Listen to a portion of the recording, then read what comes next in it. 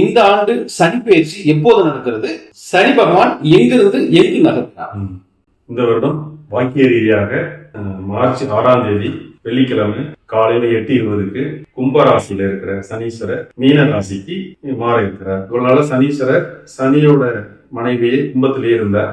இப்ப மீனத்துக்கு குருவோட மனைவிக்கு மாற இருக்கிறார். அந்த தாக்கம் ஒவ்வொரு ராசிக்கும் ஒவ்வொரு மாதிரி இருக்கும். மிதுன ராசிக்காரங்களுக்கு இந்த சனி பெயர்ச்சி எப்படி இருக்கும்?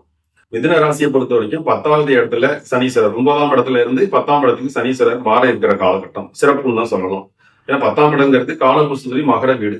கடுமையா உழைச்சா ஜெயிக்கலாம், சுகமா இருக்க முடியாது. ஏன்னா 7வது பார்வையா 4ஆம் இடத்தை பார்ப்பார்.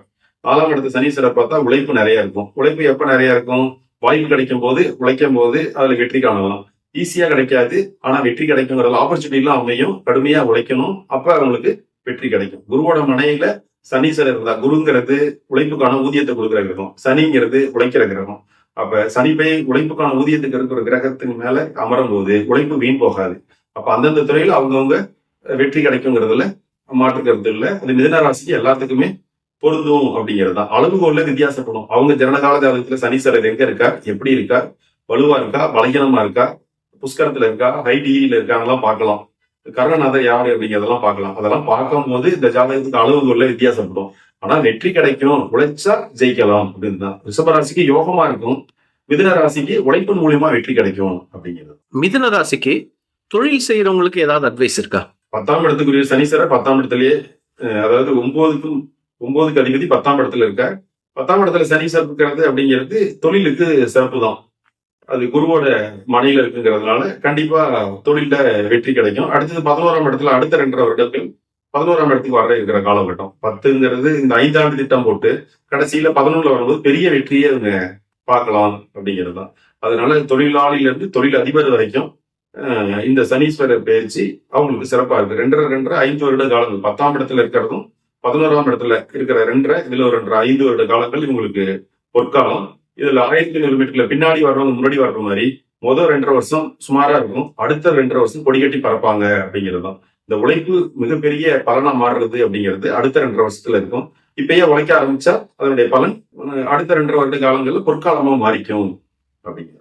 மிதுன ராசிக்காரங்கள்ல பெண்களுக்கு சுபகாரியங்கள் இதெல்லாம் நடக்க வாய்ப்பு இருக்கா? 100%. ராசிக்கு 2ல குரு வந்துருவார் ஜூன் மாசத்துக்கு மேல. அப்ப அவங்களுக்கு குருவோட அருள் பரிபூர்ணமா கிடைக்கும். அப்ப சனீஸ்வரருக்கு குரு பார்வையும் 9வது பார்வையா பார்ப்பார். அப்படி இருக்கிறது குருவும் வலுவா இருக்கும், சனியும் வலுவா இருக்கும். அதனால ஜூன் மாசத்துக்கு மேல அவங்களுக்கு பெண்களுக்கு நல்ல வாழ்க்கை அமையும், நல்ல கணவர் அமைவார்.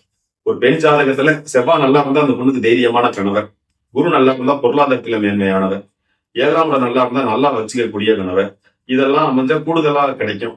இல்லைனாலும் இந்த கோச்சாரத்தை பயன்படுத்தியும் வெற்றி கிடைக்கும் அப்படிங்கிறதுல மாற்று கருத்து இருக்க முடியாது. கண்டிப்பா உங்களுக்கு ஜூன் மாசத்துக்கு மேல குரு பயிற்சிக்கு அப்புறம் ஒரு பொற்காலமா மாறப்போகுதுங்கிறதுல மாற்று கருத்து. சனி பயிற்சிங்கிறது சரியா இந்த எக்ஸாம் நடக்க போற இந்த டைம்ல வருது. மிதுன ராசிக்கார மாணவ மாணவிகளுக்கு கல்வி எப்படி அமையும், தேர்வு எப்படி அமையும்? பொதுவாகவே மிதுன ராசிக்காரங்க, ராசிங்கிறது புதன், அவங்க படிக்கிறது சிறப்பாக தான் படிப்பாங்க. ஜனகால ஜாதகத்தில் புதன் வலுவா இருந்தா அவங்க படிப்பு ரொம்ப நல்லா இருக்கும். பலகீனமா இருந்தாலும் கூட இந்த காலகட்டத்துல குரு வலுவா இருக்காரு. புதன் படிக்கிற கிரகம், குரு தான் மார்க் வாங்குற கிரகம். அதனால படிக்கிற கிரகம் எப்படி இருக்குங்கிறது ஜாதகத்துல பார்க்கணும். எது எப்படியோ இப்போ கோச்சாரத்துல குரு உச்சமா வர காலகட்டத்துல மார்க் வந்துருங்கிறதுல எந்த மாற்று கருத்தும் கிடையாது. அவங்க தகுதிக்கு தகுந்த மாதிரி மார்க் கிடைக்கும். அதுல ஒன்றும் நல்லாவே சிறப்பாகவே படிச்சுக்குவாங்க, நல்ல மார்க் வாங்கிக்குவாங்க அப்படிங்கிறது தான். ஆரம்ப கல்விங்கிறது 2ஆம் இடம், உயர்கல்விங்கிறது 4ஆம் இடம், மேல்கல்விங்கிறது 5, ஆராய்ச்சி படிப்பு அப்படிங்கிறது 9 12. அதனால அவங்க ஜனகால ஜாதகத்துல எந்த அளவுக்கு இருக்குங்கிறத பார்த்துட்டு முடிவு பண்ணலாம். பொதுவா படிக்கிற கிரகங்கிறது புதன், மார்க் வாங்குறது குரு. அதனால நல்லா படிக்கிறவங்க கூட படிக்க முடியாம போறதுக்கு என்ன காரணம்னா, ஆரம்ப கல்வி 2ஆம் இடம் நல்லா இல்லாம இருக்கலாம், உயர்கல்வி 4ஆம் இடம் நல்லா இருக்கும். அப்ப 2 4 நல்லா இருந்தா ஆரம்ப கல்வியை முடிக்கணும் இல்லையா? அதனால பொதுவாகவே மிதுன ராசிக்காரங்க படிப்பு சிறப்பா தான். நான் சொல்லியிருக்கிற எளிமையான வலிமையான சரியான பரிகாரத்தை பயன்படுத்தி நீங்க வெற்றி காணும்னு வாழ்த்துறேன், விரும்புறேன். நன்றி, வணக்கம்.